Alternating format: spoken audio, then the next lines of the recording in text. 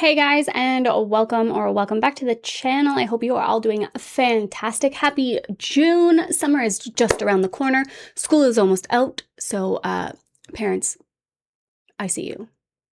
Have all the coffee prepped and snacks.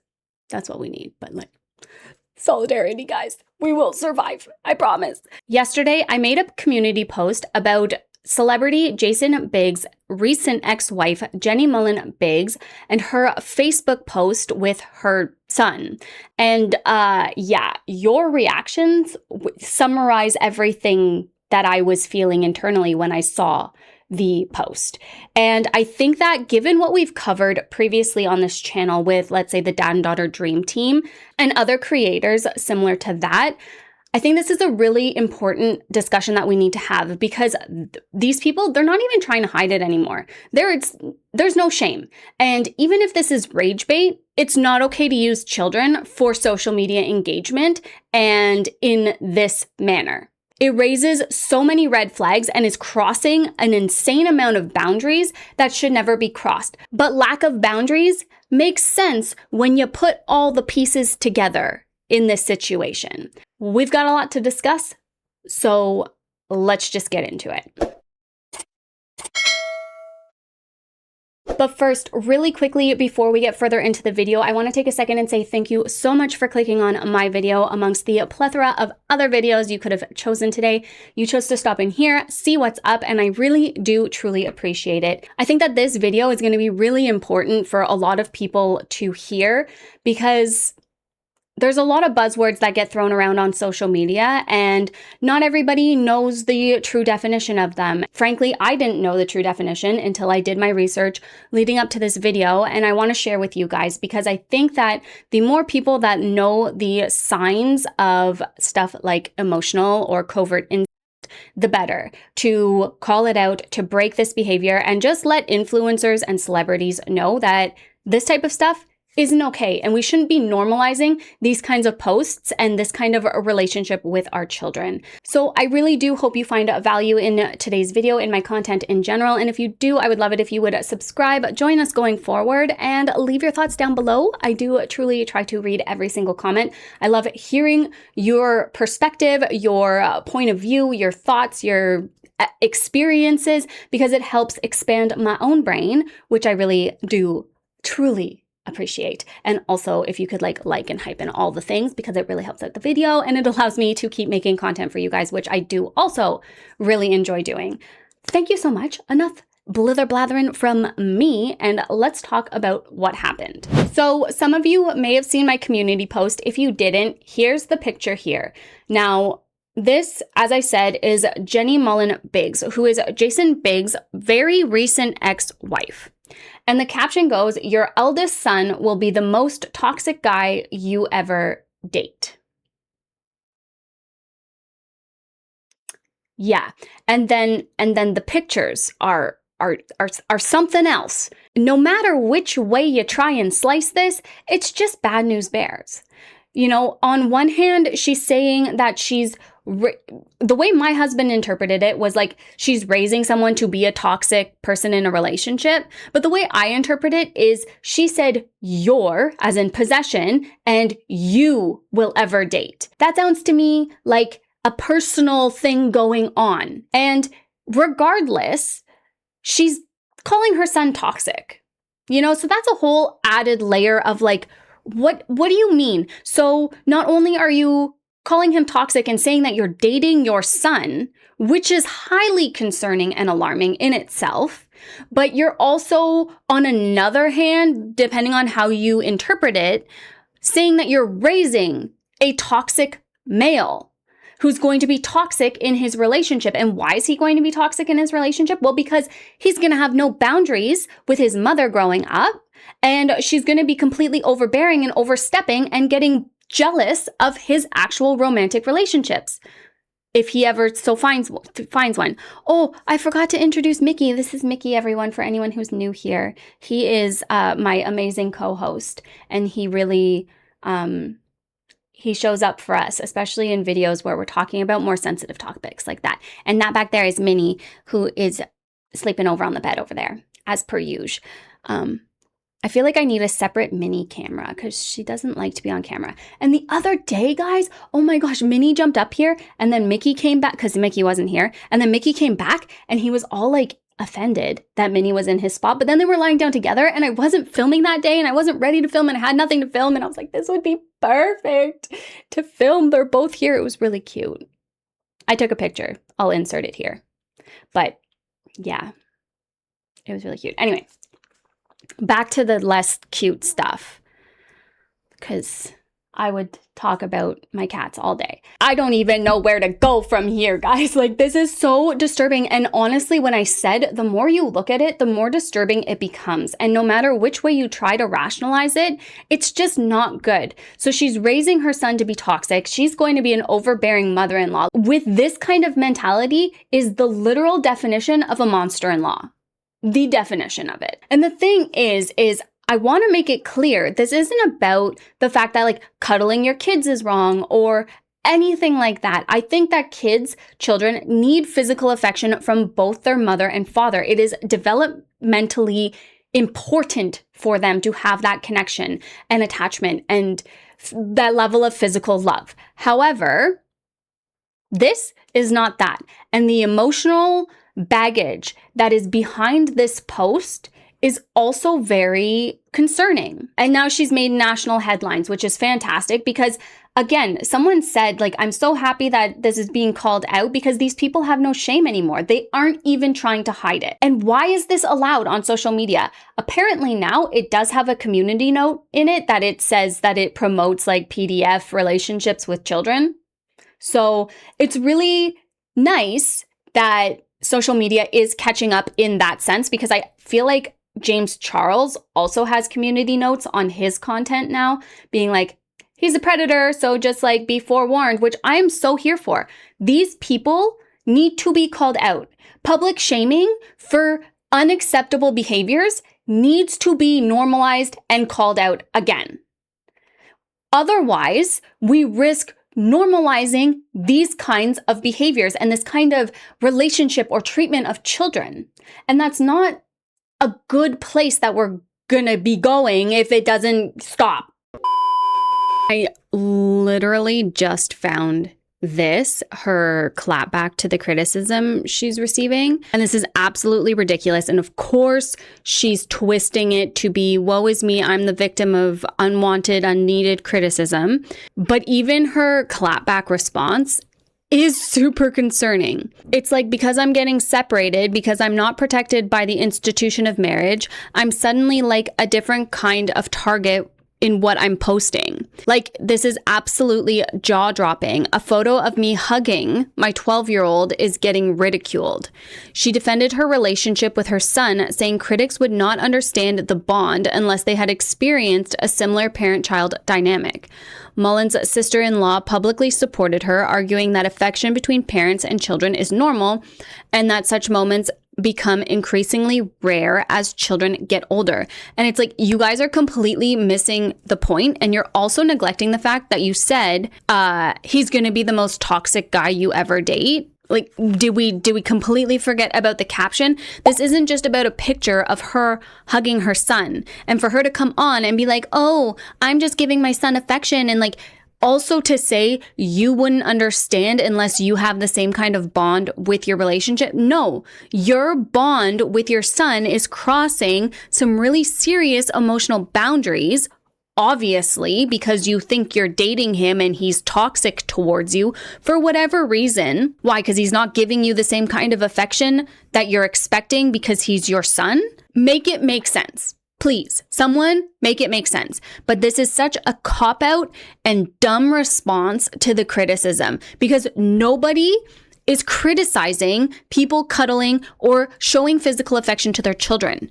We are criticizing the fact that you posted that he's toxic and you're dating him. That's where this whole like cuddling becomes, not cuddling anymore. And on top of that, these intimate moments of a mother and child or a father and child cuddling or showing physical affection should not be posted to social media for millions to consume. Period. Point blank. Children cannot consent in this type of posting. And no matter what, this is the internet. People are going to take it, run with it, misinterpret it, and interpret it, twist it, however the heck they want to suit their own narratives.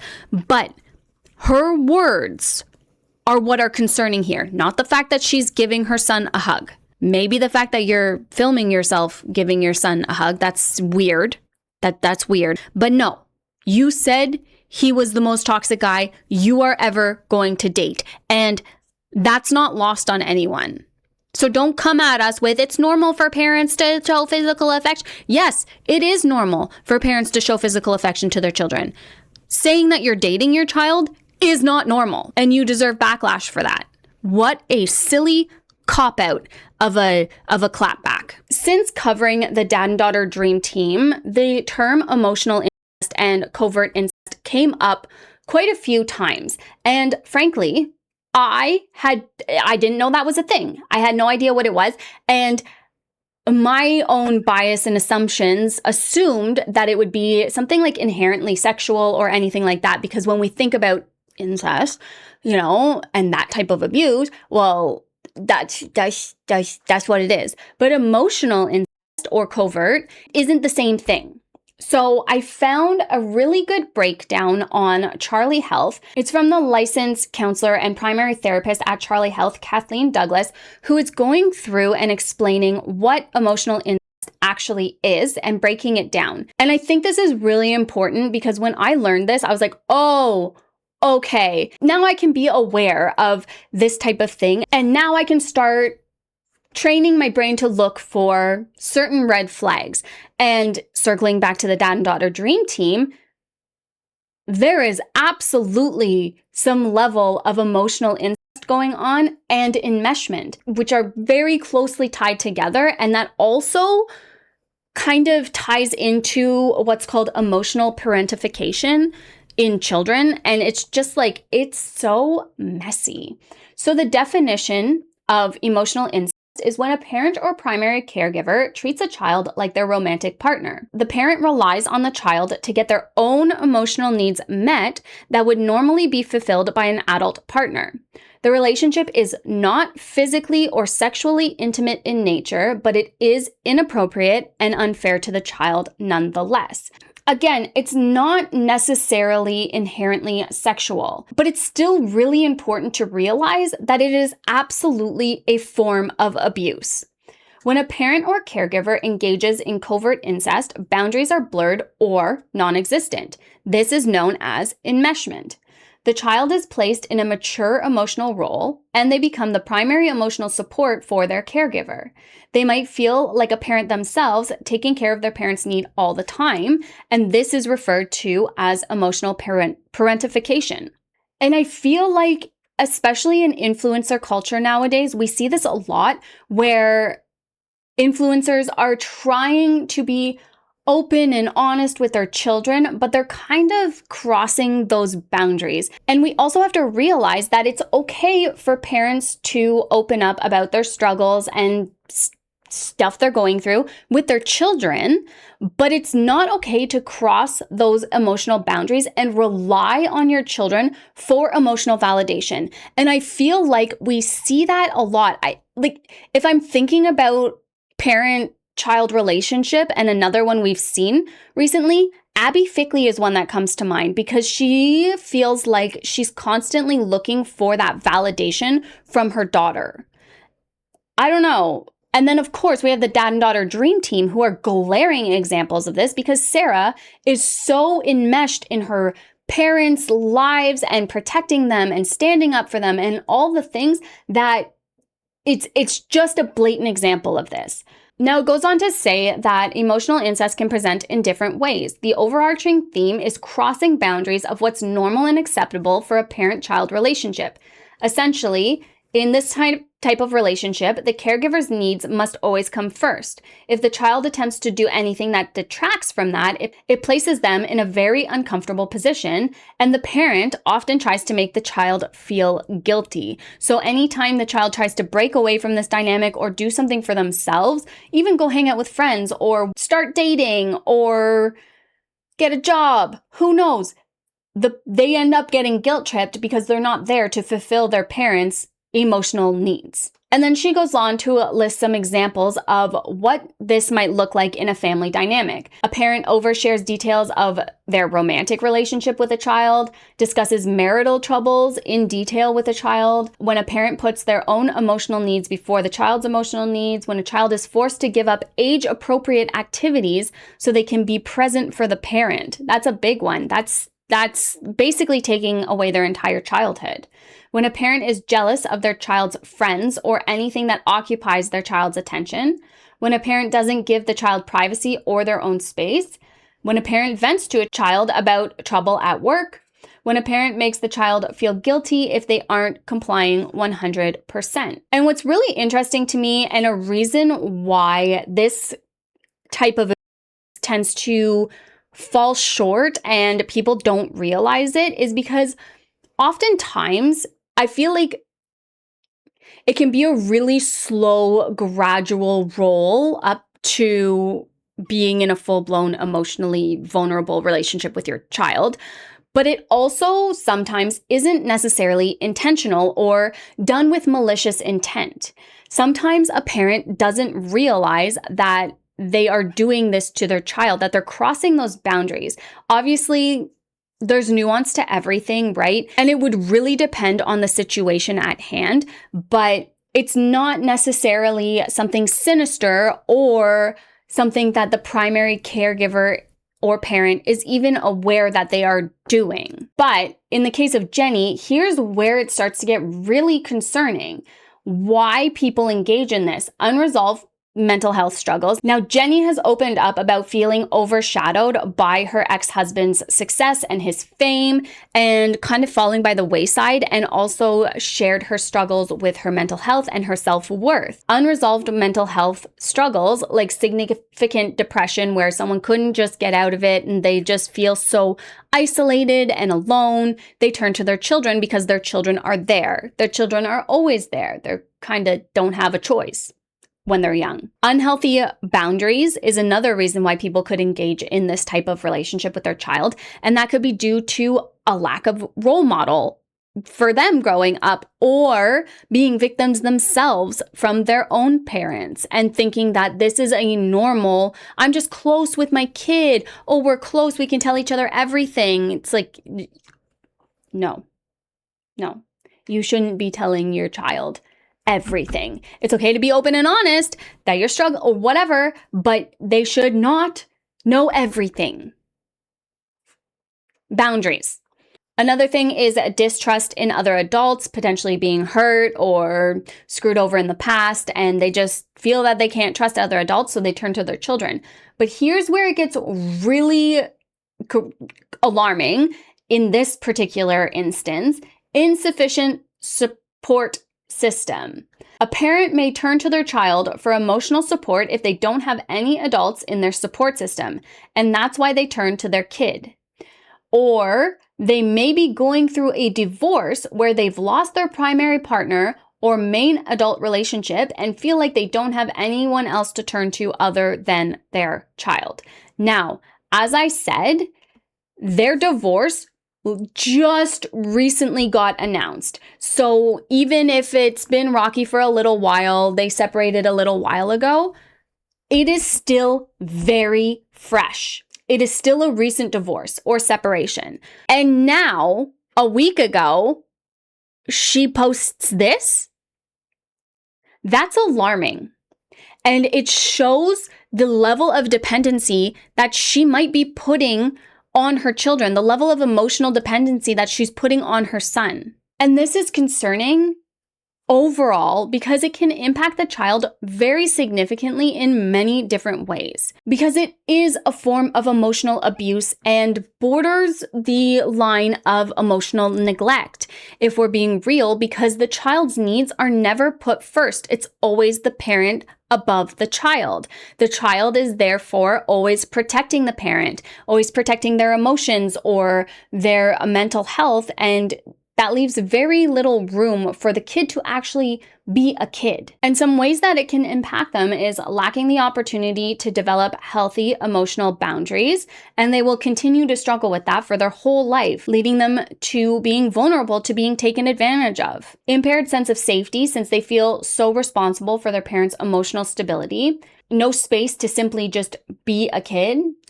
Inability to recognize their own emotional needs because they're always put second, they're always put by the wayside, as well as an inability to care for their own emotional needs because they won't know how.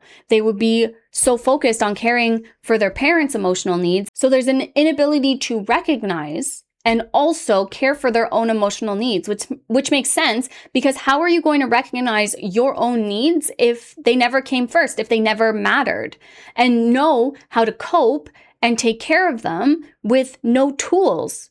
Because your emotions and emotional needs were never put first. They never mattered. You were the one making sure that your parents' emotional needs were met. And if you weren't making sure of that, you were criticized or guilted or scolded. There's no room to develop those healthy coping mechanisms or tools to care for your own needs, which leads to feeling guilt of having their own needs. Because again, they were guilt tripped if they felt their needs or expressed their needs or wants or wishes, because it was always all about the parent. Struggles with making decisions, separating themselves from their parents and their parents' needs. That's a big one when it comes to enmeshment, especially into adulthood. You hear about those like mama's boys who are so dependent on their mom, but really it might be that their mom is emotionally dependent on them as well. And it's just a complete lack of boundaries for their entire life. They might not even realize that it's a huge problem because it's normal. It's been normalized in their family. And they can also struggle with some really serious mental health issues like lack of self-esteem and are at higher risk for anxiety and depression as well. So really, overall, it's just bad news bears. And now, maybe this is all just rage bait. Maybe it's just engagement bait. She did this because she knew it would get a rise out of people and whatever. There's nothing actually going on. But that's still really, really wrong. And to joke or bait about dating your child is crossing so many boundaries that should never be crossed. Because if we think about it and who those types of jokes are funny to, or what kind of sick fantasies those kind of posts feed and the demographic that it feeds, that's not fair to her son, who is at the center of all of this, who is in the public eye, not through his own choice because his parents are celebrities, and now his mom's doing stuff like this. At least this kid is set for life and has money for therapy for the rest of his life, because holy freaking moly, it's disturbing. It's disturbing. And what's most disturbing to me is that someone had the confidence to actually post this to social media and thought that it was okay and thought that whatever. I don't even know what she was thinking when she posted this. Right? We don't know what her intentions are. But given the fact that she's recently divorced, given all the signs that we just discussed and all of the red flags, I don't know that it was just rage bait. And regardless, that's still wrong in so many frickin' ways. This poor kid. Not only are his parents getting divorced and he seems to be like preteenish age, but now his mom is posting stuff like this, putting him at the center of it, or dumping all of her emotions on him and forcing him to give up his childhood to be her emotional support system. It's so sad all around and freaking weird. And I agree to the people in my comments who were like, we need to bring back public shaming. Agree, 100%.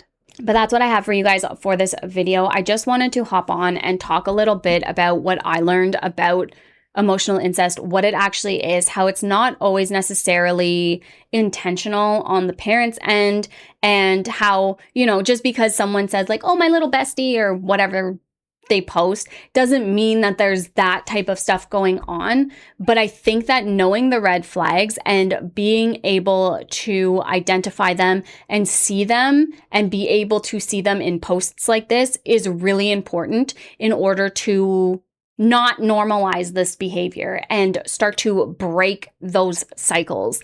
And I know we ride a fine line of if you see something, say something, and how we're on the internet and that can get misconstrued in like 850 different ways.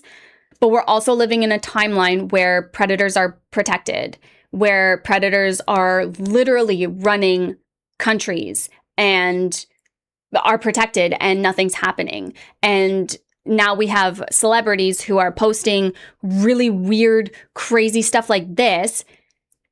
And it's time to start calling it out. You know, enough of this, oh, you're being too much, oh, you're twisting it, oh, whatever. No, if you're going to post red flags, we're going to call out the red flags. Thank you so much for joining me today. I know this was kind of like a weirder one, and it's like definitely more educational, quote unquote. But when I saw this, I knew I wanted to talk about it, but I also knew that I wanted to bring some education to the table because I didn't know a lot of these terms and the exact terminology, and, you know, the fact that it's not always intentional. It can be, you know, it's not always sinister, and it's harder to spot. And I think the more people that are aware that this exists and aware of the definition and the red flags, the better, because we can continue to hopefully call this out and get kids who need help. But like I said, that's all I got. Thank you so much for joining me today. I hope it was useful and valuable in some way to you. I hope you are having a beautiful start to your June. I hope the weather is treating you well. And please don't forget to like and subscribe and hype and all the things and comment and yada, yada, yada. Before you, peace out, and I will talk to you guys really soon. Bye, guys.